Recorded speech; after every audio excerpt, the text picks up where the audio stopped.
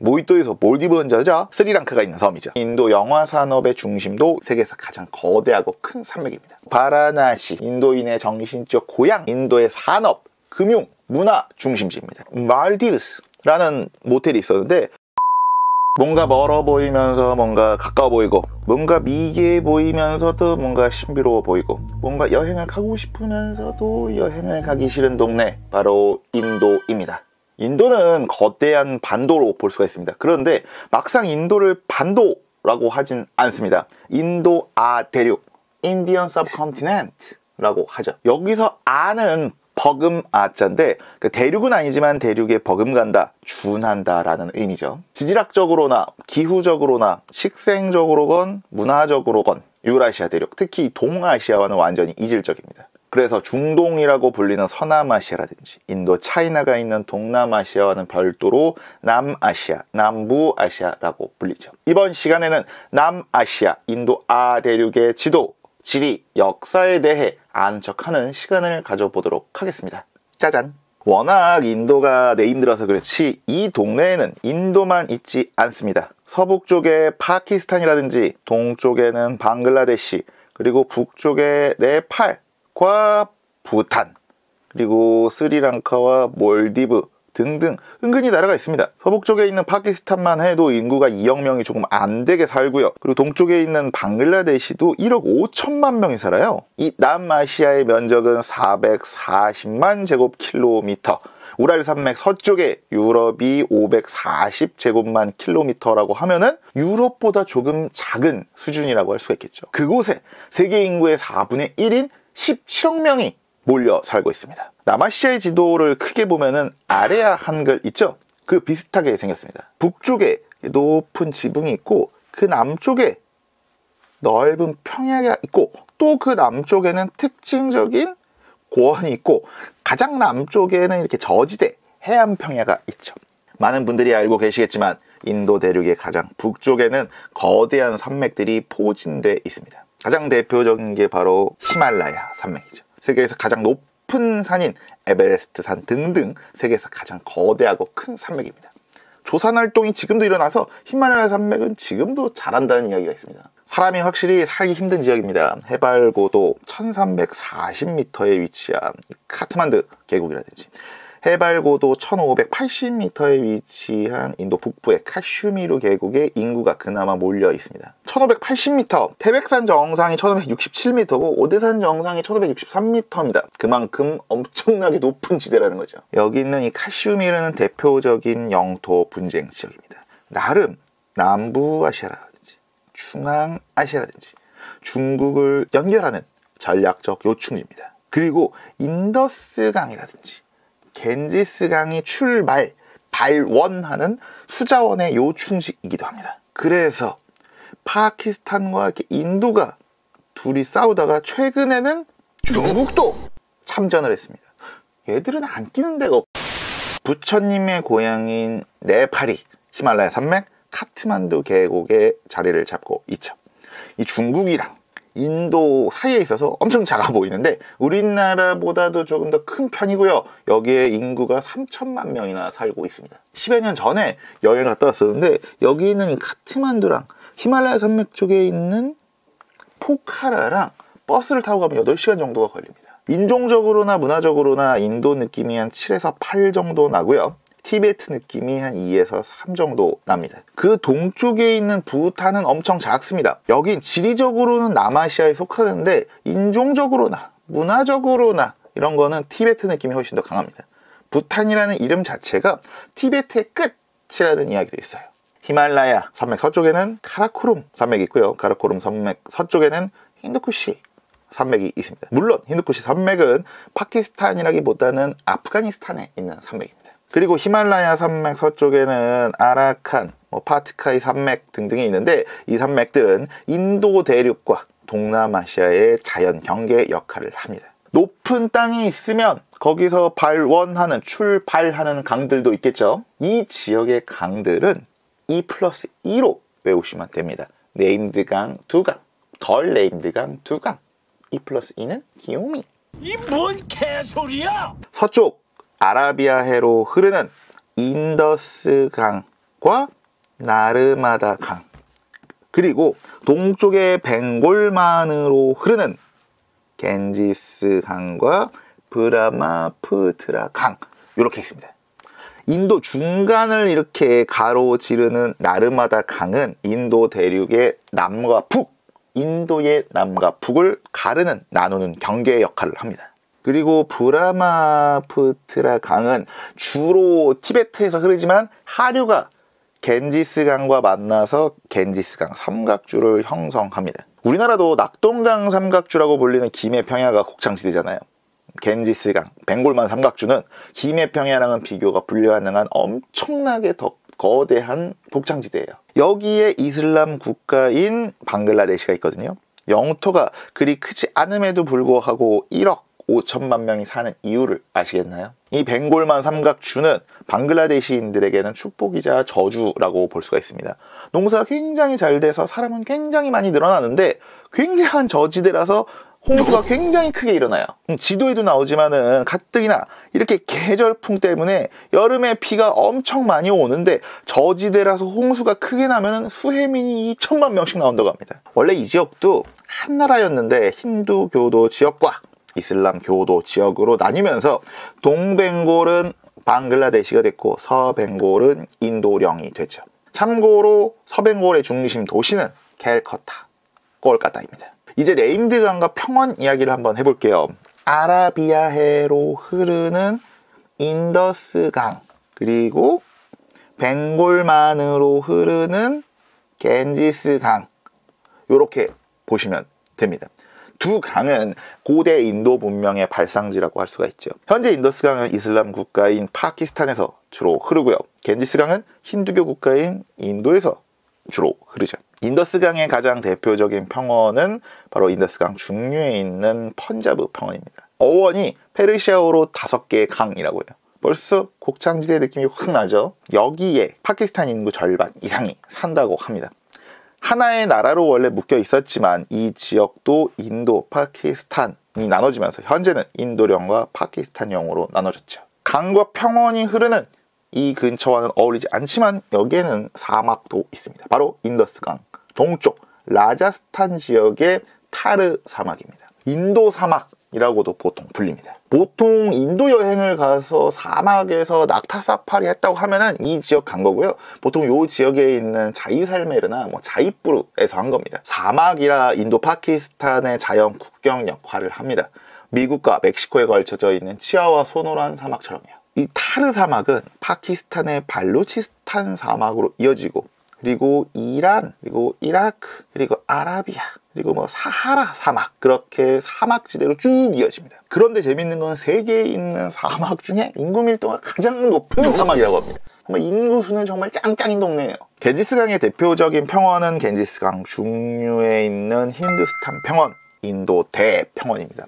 저도 인도 여행을 다녀왔지만 이 겐지스강 하면은 바라나시, 인도인의 정신적 고향으로만 우리가 이 지역을 생각을 합니다. 하지만 이 지역은 인도 대륙의 가장 거대한 최대의 곡창지대라고 할 수가 있습니다.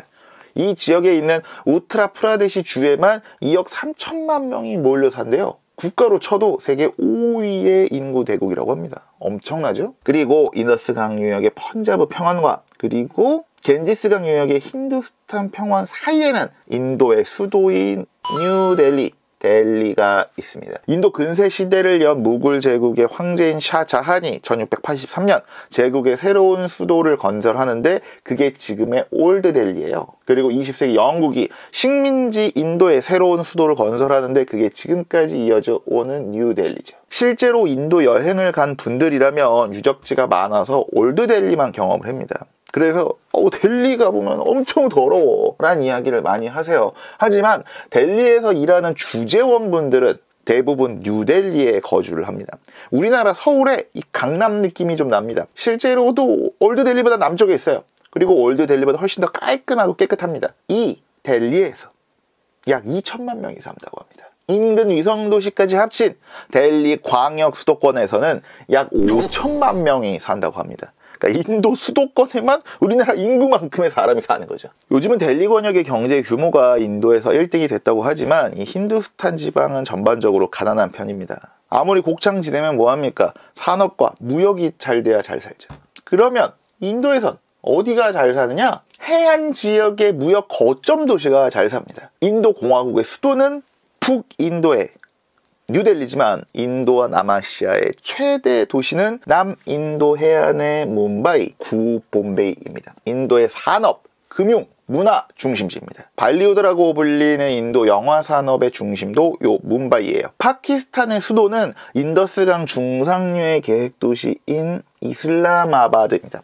그러나 파키스탄의 최대 도시는 해안 도시인 카라치예요. 물론 독립할 때 수도가 이 카라치이긴 했습니다. 정치 행정 기능은 카라치에서 이슬라마바드로 이전이 됐지만 여전히 파키스탄의 경제 수도 역할을 합니다. 뭄바이나 카라치가 아니어도 캘리컷이라든지 고아가 여기 어디 있을 겁니다. 고아 그리고 첸나이 같은 네임드 도시들도 이 해안 지역에 있습니다. 지도를 보셔도 이 바다를 따라서 좁은 해안 평야들이 이렇게 위치하고 있습니다. 이렇게 그죠? 이런 식으로. 그리고 인도 한가운데에는요. 역삼각형 모형의 데칸 고원이 있습니다.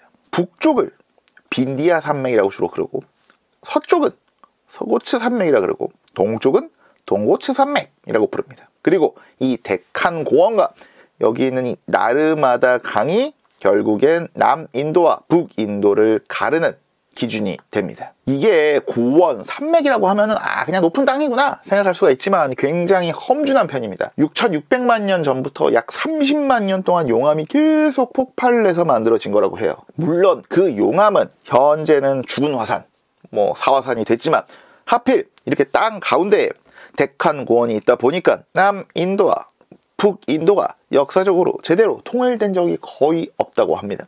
마우리아 왕조부터 무굴 제국까지 인도의 네임드 제국들도 인도 대륙, 인도 반도를 전부 다 통일한 적은 없다고 해요. 그래서 역사 부도 같은 걸 보면 인도 왕조들은 항상 이렇게 남동쪽 끄트머리가 비어 있잖아요. 이게 여백개미를 살린 게 아니라 정복을 하지 못했거나 질려서 정복을 안 해버린 겁니다.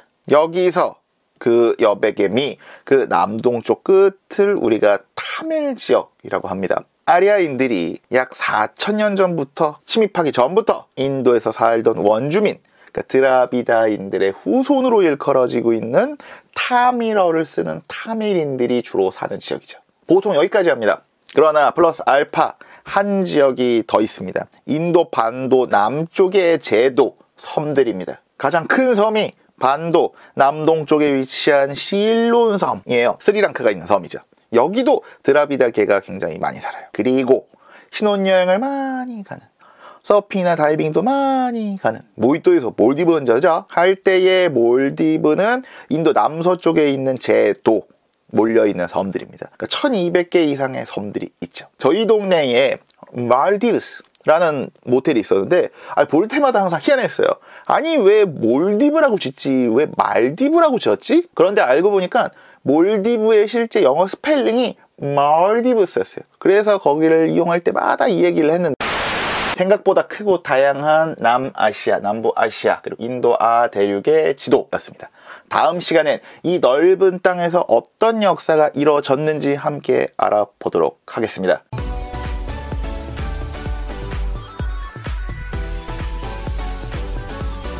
역사를 왜 알아야 하느냐? 그렇게 물으신다면 솔직히 드릴 말씀은 없습니다. 역사는 지적 유희에 불과할 수 있습니다. 그러나 역사의 실용성을 굳이 물으신다면 가르쳐 드리는 게 인지상정. 영국의 사학자 E.H. 칸은 역사란 역사학자와 역사적 사실 사이의 부단한 상호작용이며 현재와 과거의 끊임없는 대화라는 불후의 명언을 남겼죠. 역사의 실용성은 현재를 보는 시야에 있다고 생각을 합니다. 어떤 사람의 현재를 보는데 그의 가정 환경이라든지 어린 시절만큼이나 좋은 참고서는 없습니다. 마찬가지로 어떤 나라나 지역의 현재를 보는 데 있어서 그곳의 지리나 역사만큼이나 좋은 참고서는 없습니다. 막상 카의 말과는 별로 관련이 없는 인도의 역사까지 내가 알아야 할 필요가 있나? 맞습니다. 알 필요 없습니다. 그러나 세계 2위 탑2 인구 대국이자 10수년째 브릭스로 묶이고 있는 신흥 경제 대국 인도. 인도의 현재를 알기 위해서는 인도의 역사를 아는 게 중요하겠죠. 왜 이렇게 서론이 길었느냐? 인도의 역사는 잘 안 보실 것 같아서 어그로 좀 끌어봤습니다. 이제 각설하고 인도의 역사에 대해 알아보시죠. 인도의 역사는 굉장히 복잡하고 어렵습니다. 등장하는 나라가 굉장히 많습니다. 네임드 나라 말고도 촐라 왕조라든지 찰루키아 왕국, 투글루크 왕국 등등. 그리고 사료가 별로 없대요. 워낙 내세, 그러니까 사후세계를 중시하다 보니까 현세, 지금 사는 세상의 기록을 잘 안 남겼어요. 그리고 계급 제도인 카스트 제도에서 사제 계급, 브라만 계급이 그 있는 자료들도 대부분 암송하고 구전해서 더 없대요. 그래서 연구자들한테는 어렵게 느껴질 수 있지만 일반인들에게는 더 쉽게 느껴질 수 있습니다. 적당히 네임드 시기, 네임드 왕국, 네임드 대왕만 알아도 아는 척할 수 있잖아요. 제가 인도사를 보면서 느낀 건 기시감입니다. 어디선가 본 듯한 느낌, 데자뷰라고도 하죠. 인도 역사를 보면은 여기저기서 어디선가 본 느낌이 들어요. 뭘 하든 빨리빨리 해라! 결론부터 이야기를 하면 유럽사와 중국사의 짬뽕 또는 중간 어딘가라는 느낌이 듭니다. 유럽사, 고대, 중세, 근세, 근대로 이어지죠. 고대의 그리스, 로마 등등 제국들이 등장을 했다가 중세에는 프랑스, 독일, 영국, 스페인 등등 다양한 나라들이 제각각 발전을 합니다. 그리고 기독교와 정교회 등등 역사에서 종교의 영향력도 상당히 큰 편입니다. 중국사를 한번 볼까요? 통일과 분열의 반복입니다. 진나라가 통일했다가 분열, 한나라가 통일했다가 분열, 그러다가 원나라, 명나라, 청나라 통일 왕조가 이어지죠. 그리고 한족의 영향력이 강합니다. 선비족이 침입했다가 한족의 동화, 몽골족이 침입했다가 한족에게 패퇴, 만주족이 침입했다가 한족의 동화, 이런 느낌. 인도사는 방금 제가 말씀드린 거를 약간 섞은 느낌이에요. 고대에 마우리아 제국이 등장을 했다가 인더스강 유역, 그리고 겐지스강 유역, 데칸고원 이남 지역에서 다양한 나라들이 제각각 발전을 합니다. 그리고 브라만교, 불교, 힌두교, 이슬람교 등등 남아시아 역사에 끼치는 종교의 영향력이 생각보다 강합니다.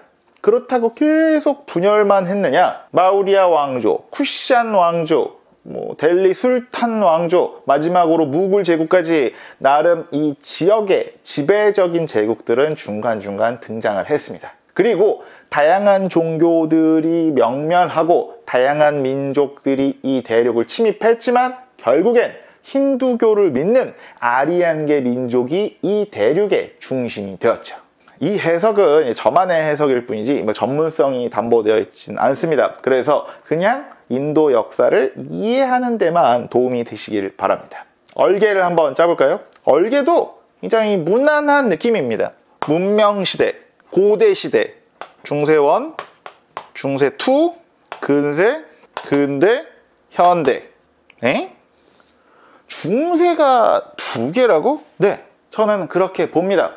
중세 다시 원 시대는 힌두교 등 인도 전통 문화가 중심이 된 시대라고 보고요. 중세 다시 투 시대는 서쪽에서 발흥한 이슬람교가 점차 인도 대륙으로 넘어온 시기로 저는 이해를 하고 있습니다. 문명 시대에는 인더스강 문명, 겐지스강 문명, 고대 시대에는 마우리아 제국, 쿠시안 왕조, 굽타 왕조 등등이 나오고요. 중세 시대는 중세 시대니까는 다양한 나라들이 나오겠죠? 근세 시대에는 대표적으로 무굴 제국이 있었습니다. 그리고 근현대는 영국의 침략기와 2차 대전 이후 각국의 발전으로 나눌 수 있겠죠. 인도 역사 끝. 각 시대별로 꼭 알 필요는 없지만 알면 아는 척할 수 있는 디테일들을 한번 잡아보도록 하겠습니다. 기원전 3000년에서 2500년경에 이곳의 원주민들인 드라비다인들의 인더스 문명이 시작이 됩니다. 하라파, 모헨조다로, 세계사책 보면은 맨 앞에 나와 있는 도시들이죠. 그 도시들이 바로 인더스강 문명 유적지예요. 그러다가 기원전 1500년경에 인도 유럽 어족의 한 갈래인 아리아인들이 힌두 쿠시 산맥을 넘어서 인더스강 중상류로 침입을 합니다. 이주민인 아리아인들의 침입으로 원주민인 드라비다인들은 지배당하거나 또는 데칸고원 이남의 남인도로 이주를 합니다. 그래서 여전히 남인도에는 인종적으로건 언어적으로건 드라비다인들의 흔적이 진하게 남아있는 편이죠. 기원전 1500년경에 인더스강으로 넘어온 아리아인들은 기원전 1000년경부터는 겐지스강 유역으로 터전을 확장합니다. 그리고 자신들만의 세계관을 정리하고 브라만교, 카스트 제도 같은 종교와 계급 제도도 만들죠. 카스트 제도 아시죠? 브라만, 크샤트리아, 바이샤, 수드라. 보통 인도사 상식은 여기서 멈춥니다. 하지만 중국사에서 상나라, 주나라 다음에 춘추 전국시대가 펼쳐지잖아요. 인도사에서도 겐지스강 문명으로 재정일치, 정교일치의 사회가 형성이 되다가 이제 국가다운 국가들이 작게나마 만들어져요. 그걸 이제 16국 시대라고 한대요. 춘추 전국시대, 16국 시대 비슷하죠? 춘추 전국시대는 황하 중심이듯이 16국 시대는 겐지스강 중심입니다. 가장 강력한 왕국은 마가다 왕국이었는데 그게 겐지스강 유역에 있었다고 해요. 춘추시대가 전국시대로 구조 조정이 되듯이 16국이 나중에 4국, 4개의 국가로 구조 조정이 됩니다. 참고사항은 이 무렵에 그리스와 중동을 뚝까 패고 다니던 알렉산더 대왕의 알렉산더 제국이 인도 북서부 펀자브 지방까지 진출합니다. 그게 기원전 325년, 즉 기원전 4세기 후반부입니다. 이게 인도사에서도 중요해요. 헬레니즘의 문화가 이후 인도의 문화에도 영향을 줍니다. 알렉산더 대왕이 인도까지 진출할 무렵 찬드라굽타 마우리아라는 사람이 마우리아 왕국을 만들어서 인도를 정복하기 시작해요. 제국의 창건자 찬드라굽타 마우리아는 생전에 알렉산더 대왕도 만났고 그에게 영향을 많이 받았다라는 이야기도 있어요. 북인도를 점령한 찬드라굽타 마우리아의 손자인 3대 황제 아소카 대왕 시절에 남인도 끄트머리를 제외한 인도 대륙 대부분을 통일합니다. 인도 아대륙사, 남아시아사 최초의 통일 제국이죠. 아쇼카 대왕은 정복하다가 현타가 와서 불교에 심취했다라는 이야기가 있습니다. 그런데 이거는 개인사적인 분석인 것 같고 당시 정치 군사적인 권력은 카스트 제도의 제2계급인 크샤트리아가 잡고 있었죠. 그런데 카스트 제도 상으로는 제1계급 브라만 계급인 사제 계급 밑이에요. 이 시스템을 옹호하는 브라만교보다는 평등을 강조한 불교를 정치적으로 밀어줄 수밖에 없었겠죠. 이후 수백 년 동안 불교는 정치적 보호를 받으면서 성장을 하고 아시아 각 지역에 전파되기도 합니다. 아쇼카 대왕이 죽고 기원전 2세기부터는 마우리아 제국도 자연스럽게 또 분열이 됩니다. 그렇게 분열을 겪다가 흉노계 또는 이란계 또는 튀르크계로 추정이 되는 쿠샨족이 힌두 쿠시 산맥을 넘어서 인더스강 유역에 자리를 잡습니다. 그게 바로 쿠샨 왕조입니다. 이 고대는 마쿠, 국으로 외우시면 되는데 그 마쿠, 국 중에 쿠샨 왕조입니다. 힌두 쿠시 산맥을 넘은 쿠샨족의 쿠샨 왕조. 중국 역사에서 한나라의 무제가 흉노 제국을 견제하려고 장건을 보낸 월지의 후손이 쿠샨족 이라는 이야기도 있습니다. 쿠샨 왕조는 인도 전체를 다 통일하지는 못했지만 인더스강 유역과 아라비아 해상 무역로를 독점하고 중앙아시아의 육상 무역로로도 진출을 해서 번영을 누립니다. 아라둘 왕은 5대 왕인 카니슈카 1세, 카니슈카 대왕이에요. 왕조의 전성기를 이끌고 불교를 대중화, 특히 대승불교를 부흥시켰습니다. 그리고 이 무렵 헬레니즘 문화의 영향을 받은 간다라 미술도 발달합니다.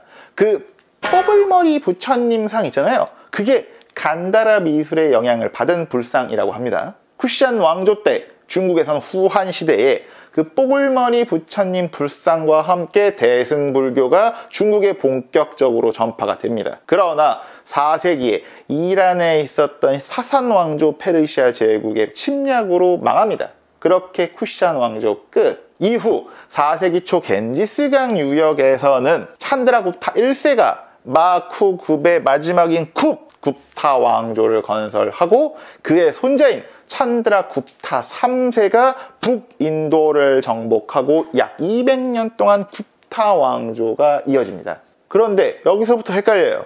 마우리아 왕조의 창건자는 찬드라굽타, 굽타 왕조의 창건자는 찬드라굽타. 이게 뭐야? 마우리아 왕조의 창건자는 찬드라굽타 마우리아고요. 굽타 왕조의 창건자는 찬드라굽타 1세예요.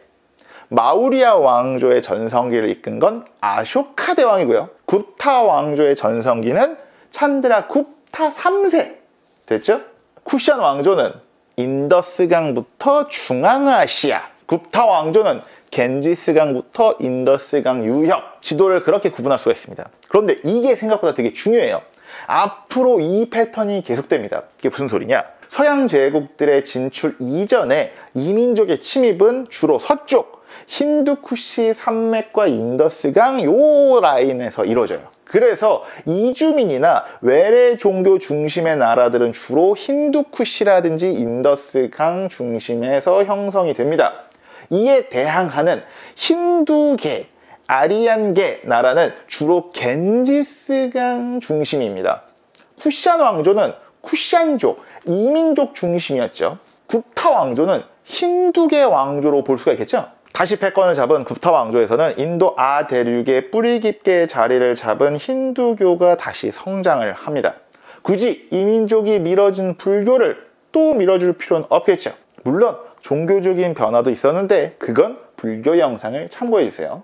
그나마 북인도를 200년 가까이 지배한 굽타 왕조가 멸망한 550년부터를 인도 역사의 중세로 봅니다.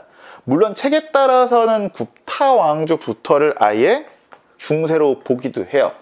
그러니까 불교가 쇠퇴하고 힌두교를 중심으로 한 인도의 고전적이고 전통적인 사상과 문화가 발달해서 그렇죠. 그래서 굽타 왕조는 유럽의 프랑크 왕국 같은 느낌이 듭니다.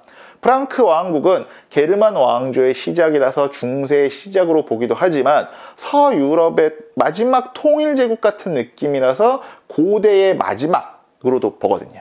이렇게 마쿠굽까지 알면은 인도 전 근대사의 거의 절반은 안 것과 다름이 없습니다. 아까도 말씀을 드렸지만 인도의 중세는 두 개의 시기로 구분을 할 수가 있습니다.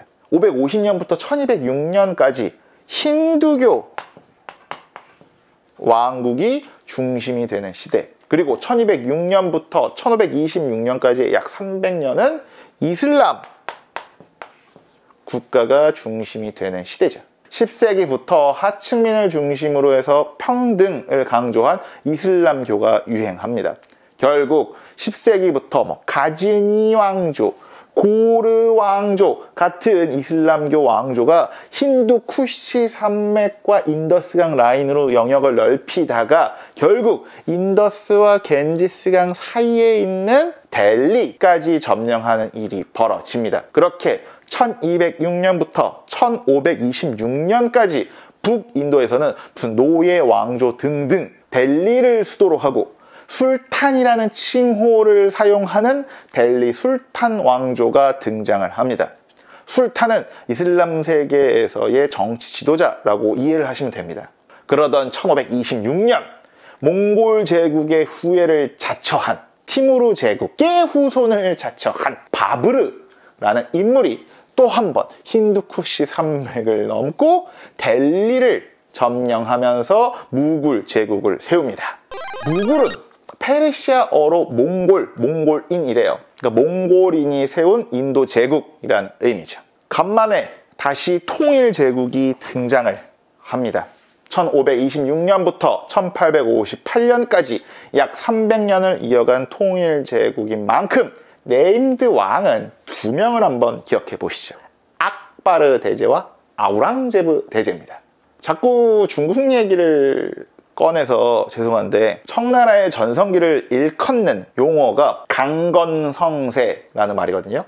그러니까 강희제부터 옹정제를 지나 건륭제까지의 치세라는 말입니다. 그런데 투톱, 강희제와 건륭제의 성격이 조금 다릅니다.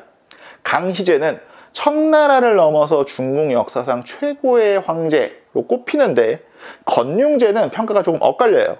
엄청난 대외 원정을 통해서 중국 역사상 최고의 영토를 갖게 됐지만 오히려 그것 때문에 국력이 쇠퇴하는 계기가 되었다는 평가도 받습니다.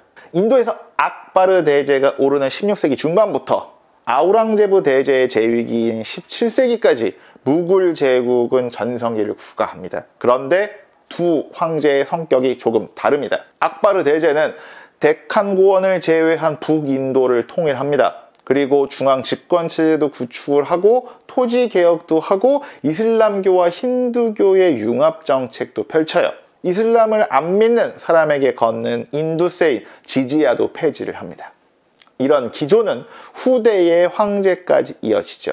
덕분에 이슬람과 페르시아와 힌두 문화가 융합이 돼요.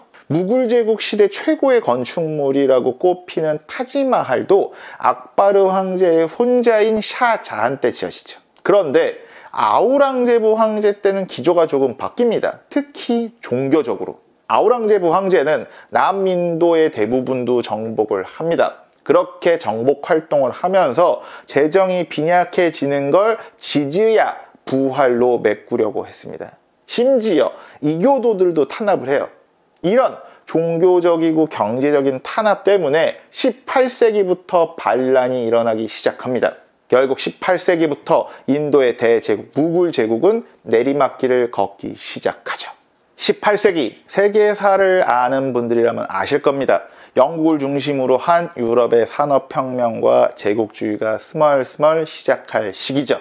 영국은 어떻게 이 거대한 인도 제국을 지배하게 되었을까요? 영국의 식민 지배와 인도의 독립운동은 어떻게 지금의 인도에 영향을 미쳤을까요?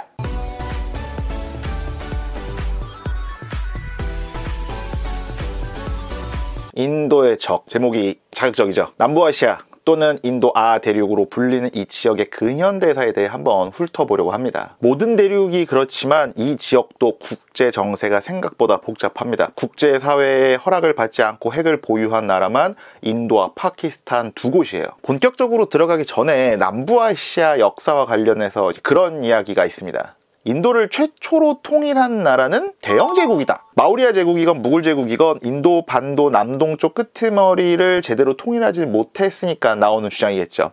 그만큼 인도는 역사적으로 분열되어 있다는 주장입니다. 그런데 이 주장을 어떻게 바라봐야 할까요? 물론 인도의 역사를 어떻게 바라보느냐에 따라서 다르겠지만 이 주장은 다소 식민사관스럽다라고 저는 봅니다. 하필 그 인도와 대륙이 역삼각형 모양으로 예쁘게 생겨서 남동쪽 끄트머리가 좀 눈에 띄긴 합니다. 그러나 현재 영토 전체를 다 통일하지 못했다고, 통일한 적이 아예 없다라고 말하는 건 조금 억지 같다고 생각을 해요. 아니, 그렇게 치면 중국 역사에서도 지금 중국의 영토만큼이었던 나라는 청나라 말고는 없었잖아요. 한나라, 당나라, 명나라, 지금 영토에 비하면 다 조그맣습니다. 아니, 그렇게 치면 한나라, 당나라, 명나라도 통일왕조가 아니죠. 야, 아니지. 민족 기준으로 봤을 때 인도인들의 통일왕조는 없었고 항상 2개 이상의 왕조로 분열되어 있었어 라고 지적할 수 있습니다. 그런데 인도아 대륙의 크기는 유럽 대륙보다 조금 작습니다. 거기에 20억 명 가까이 살아요. 사람들이 인도를 주로 반도라고 안 부르고 대륙이라고 부르는 건 그만큼 면적도 크고 사람도 많아서예요. 유럽은 인도보다 조금 더 넓은 땅에 50개 가까운 나라가 있습니다. 물론 중국은 지리적으로도 그렇지만 진시 황제 때부터 통일 밑작업이 말도 안 되게 진행이 되다 보니 한족의 정체성이 강하게 자리 잡았죠. 그러니까 중국이 세계사적으로 특이한 케이스인 거죠. 인도에는 힌두교와 이슬람교, 시크교 등등 종교로도 사람들이 갈리지만 언어적으로 또 수십 개의 언어가 있습니다. 그러니까 인도는 하나의 민족 국가라기보다는 하나의 대륙이 연방, 연합처럼 구성이 됐다라고 보는 게 편할 것 같다는 게 제 생각입니다. 그럼에도 불구하고 14억 인도인들은 인도라는 정체성을 어느 정도는 공유하고 있다고 합니다. 다양성과 단일성 사이에 형성된 인도-아 대륙의 정체성, 그 정체성이 형성된 과정에 대해서 한번 살펴보시죠. 지난 시간까지 무굴 제국의 분열과 쇠퇴, 그리고 유럽의 산업화와 제국주의가 시작되는 18세기 인도-아 대륙을 알아봤습니다. 인도랑 유럽 국가들이 교류를 아예 안 했던 건 아닙니다. 네덜란드와 포르투갈 등과 뭄바이나 고아 등등에서 교류를 했어요. 그리고 무굴 제국도 면직물 같은 수공업을 통해서 돈맛 좀 봤죠. 그러나 진또배기 제국주의 국가인 영국과 프랑스 두 나라가 18세기 인도에서 만납니다. 여기저기서 신나게 경쟁하던 영국과 프랑스는 제0차 세계대전 또는 최초의 세계전쟁이라고 불리는 7년 전쟁에서 인도 대륙을 두고 싸워요. 7년 전쟁은 중요하지만 다음 기회에 한번 보도록 하고, 7년 전쟁 중에서도 1757년에 일어난 플래시 전투, 거기서 승리한 영국이 인도에서의 주도권을 갖습니다. 영국은 동인도 회사라는 식민 사업을 진행하는 공기업을 통해서 지방 정권을 무너뜨리거나 또는 회유하면서 동인도 회사령 인도의 영토를 야곱야곱 늘려가요. 그렇게 100여 년 동안 수탈을 당하던 인도 사람들은 우연한 계기로 민족적 항쟁을 하게 됩니다. 바로 세포이 항쟁이죠. 이 동인도 회사의 인도인 용병 세포인들의 반란 또는 항쟁으로 시작이 됐는데, 여기에 인도 각계 각층이 참여해 인도의 민족운동으로 발전했다고 합니다. 물론 이 세포이 항쟁은 영국군에 의해 진압이 됐지만 이때부터 인도의 민족의식이 조금씩 생겨나기 시작을 해요. 대영제국이 인도를 처음 통일했다라는 주장에는 동의할 수 없지만, 대영제국이 인도의 민족의식과 정체성 형성에 영향을 끼쳤다라는 말에는 저는 동의하고 싶긴 합니다. 이때부터 영국도 간접 지배 방식이 아니라 직접 지배를 하기 시작해요. 무굴 제국을 멸망시키고 인도 제국을 만들어서 영국의 빅토리아 여왕이 인도 제국의 황제의 자리에 오릅니다. 그리고 영국 정부에는 인도를 담당하는 인도 담당 장관이 생기기도 해요. 그러나 19세기 후반부터 인도의 독립운동, 민족운동이 본격화되죠. 대표적인 인물이 인도 국민회의를 이끌었던 자와할랄 네루와 비폭력, 불복종 운동을 이끌었던 마하트마 간디입니다. 이렇게 하나가 되려는 인도의 민족운동을 분열시키고자 영국은 1905년 벵골 분할령을 발표합니다. 영국이 이 지역을 이슬람교가 주류인 동벵골과 힌두교도가 주류인 서벵골을 분할해서 통치하겠다고 발표를 해요. 물론 인도의 민족적 반발로 인해서 벵골 분할령은 취소가 됩니다. 그리고 명목상이긴 하지만 1911년부터 인도의 자치권은 인정받게 돼요. 그러나 이 벵골 분할령은 인도 아대륙 남부아시아의 갈등의 씨앗이 됩니다. 그러니까 간디와 네루 등등 인도의 지도자들은 남부아시아의 통일된 국가가 수립되는 걸 원했어요.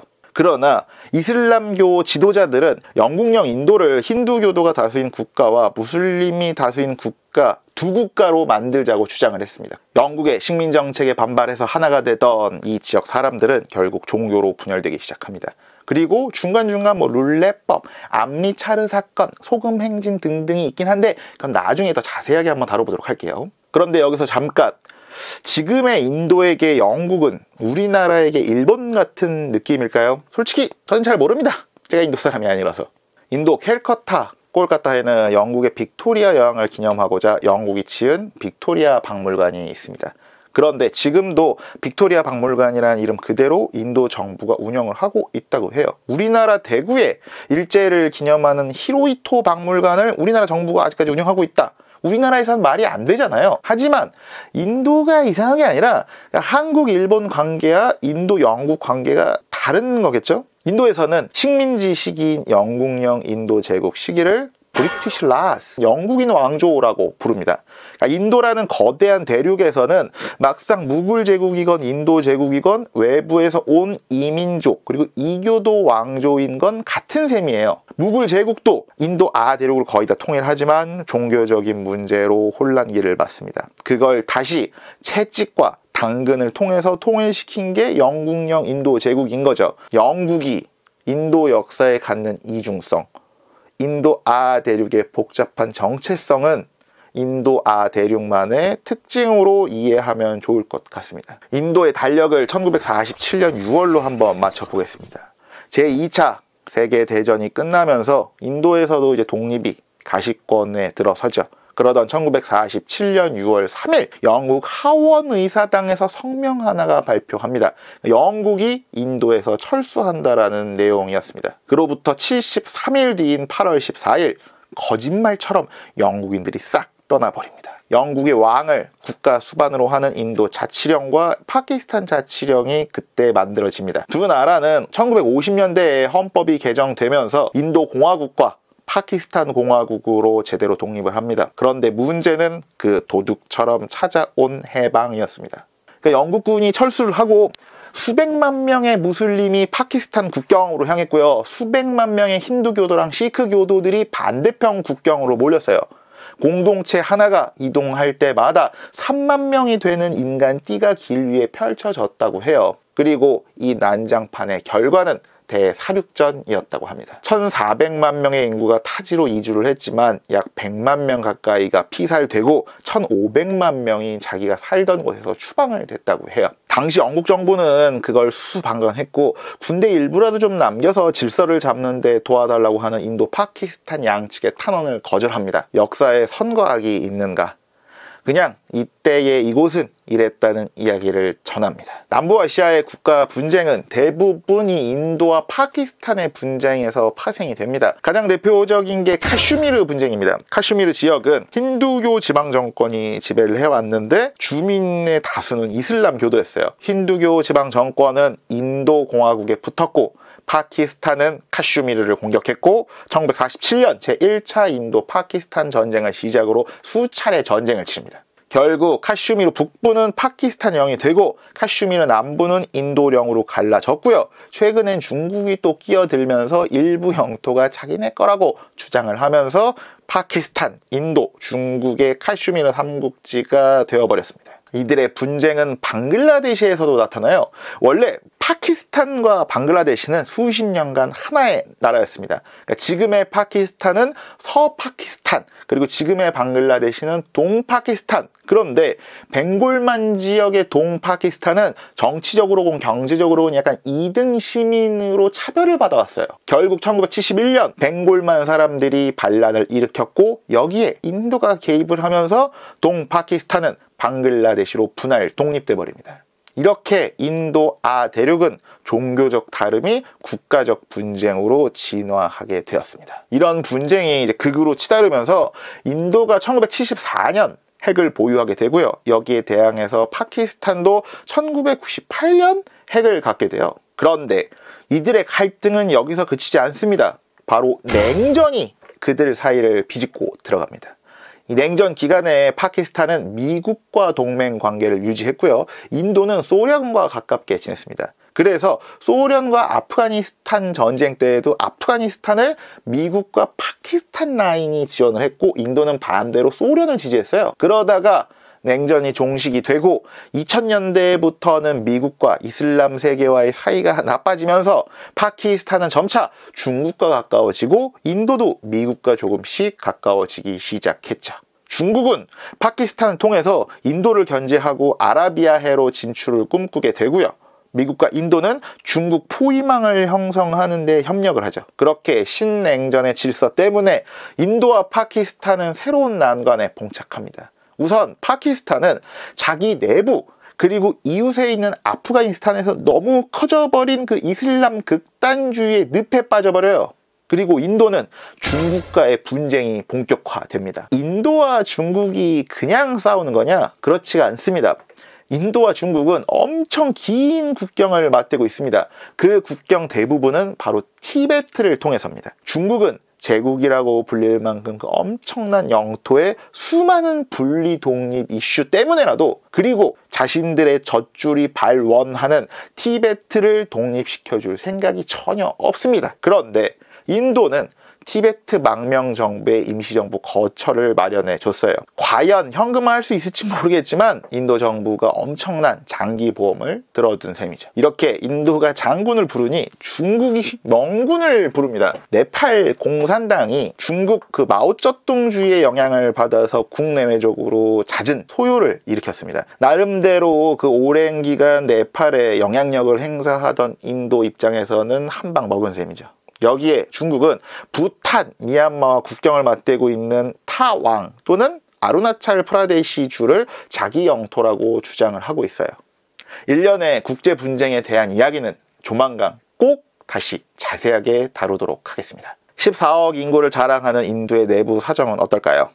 딱 이렇다 라고 말하긴 힘듭니다. 인도 중앙정부는 독립 후 꾸준하게 하나의 인도를 강조했습니다. 그러니까 그들의 과거와 현재에 힌두교와 이슬람교, 시크교 등등 종교가 미치는 영향력이 굉장히 컸지만 인도의 정체성 그리고 인도라는 강력한 인식을 대중들에게 심어줬죠. 그렇게 나름 탄탄한 세속적 민주주의 체제를 건설했습니다. 다만 20여 개의 언어가 인도에서 공용어로 쓰고 있고 힌두 민족주의라든지 펀자브 지역의 시크교 국가 건설 등등 은근히 또 분리주의 문제가 없는 건 아닙니다. 그래서 결론이 뭐냐고요? 결론이 어디 있겠습니까? 한 나라의 현재, 한 나라의 역사에 결론이 어디 있겠습니까? 국제정치건, 국내 정치건, 원심력과 구심력이 항상 함께 작동하고 그들이 상호작용을 하고 있으니까요. 종교부터 역사까지 인도 대륙에 대해 알아봤습니다. 다음 시간에는 동남아시아로 한번 여행을 떠나보시죠. 그때까지 구독과 좋아요, 알림 버튼을 누르고 인도 지도가 땡길 때마다, 인도 역사가 땡길 때마다, 인도 여행이 땡길 때마다 한 번 더 보세요. 그리고 두 번 더 보세요.